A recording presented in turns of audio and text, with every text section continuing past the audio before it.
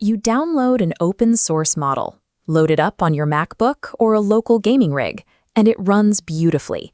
The text generation is fast, and the system feels totally responsive. So you try to deploy that exact same model to a server to handle actual users, and almost instantly, your terminal spits out an out-of-memory error. The entire system crashes. This chart shows the discrepancy. We are running the exact same 7 billion parameter model. On the left, Ollama runs perfectly using 5 gigabytes of VRAM. On the right, vLLM swallows 15 gigabytes, breaching hardware limits before a prompt is answered.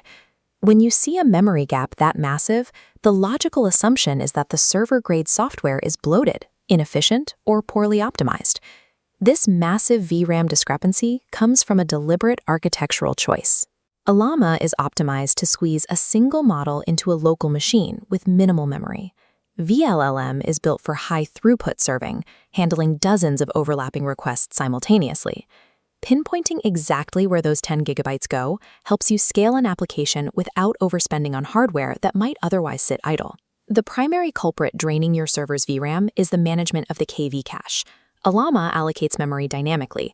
As you send a prompt, it requests GPU memory piece by piece, exactly as one user needs it. Idle memory stays low. But if 5 users hit that model simultaneously, those requests collide, and the system gridlocks. vLLM takes the opposite approach. At startup, it aggressively pre-allocates a massive contiguous block of VRAM. By claiming this territory upfront, the engine routes multiple simultaneous requests and handles deep 32K context windows without constantly asking the system to expand. It manages this space using a technique called paged attention, allowing it to swap and reuse these pre-allocated memory blocks with high precision. The cost of that speed is your baseline memory overhead. Even if your server is completely idle, waiting for the very first user to type a prompt, your GPU will show high utilization. The developers of vLLM sacrifice base memory capacity to ensure that when a traffic spike hits, your users experience zero latency bottlenecks. Beyond the cache, the default format of the model weights creates the second major memory gap. Out of the box, Ollama relies on highly compressed gguf files. It shrinks the model's neural network down into a tightly defined mathematical box. This default compression allows complex models to fit onto standard 8 or 12 gigabyte consumer graphics cards. vLLM assumes you are running in a production environment. By default, it expects uncompressed weights running at high-precision FP16 or BF16. Running those uncompressed weights requires 2 to 3 times more baseline VRAM. The model maintains its full mathematical footprint, overwhelming an average GPU before you even account for that reserved cache pool. Enterprise API endpoints prioritize mathematical accuracy over hardware accessibility, so vLLM expects you to provide the hardware necessary to support that precision. The final architectural factor contributing to high VRAM usage is continuous batching. To maximize requests per second, vLLM keeps multiple overlapping user prompts alive and computing at the exact same time. Maintaining this high throughput requires keeping a larger volume of tokens actively staged in your GPU memory, waiting for their turn in the attention calculation. If you are constrained by hardware, you can force vLLM to behave more like a local engine by adjusting a few configurations. First, lower the maximum model length parameter to shrink the pre-allocated cache pool.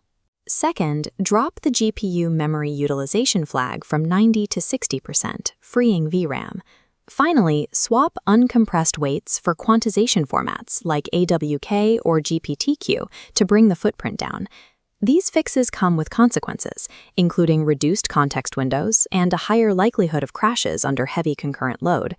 Taming a production engine to fit on a consumer graphics card requires intentionally disabling the features that make it powerful.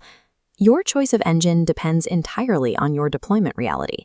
Take the solo developer building tools locally, limited by a single consumer GPU with restricted memory.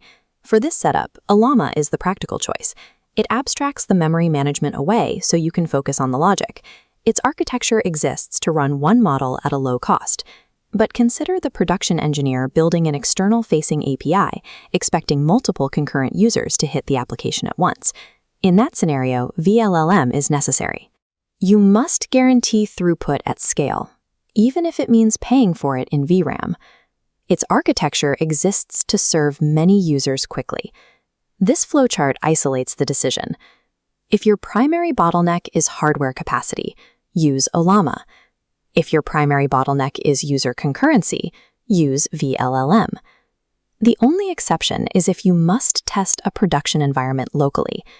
In that case, use the VRAM diet parameters to avoid crashing your machine during development.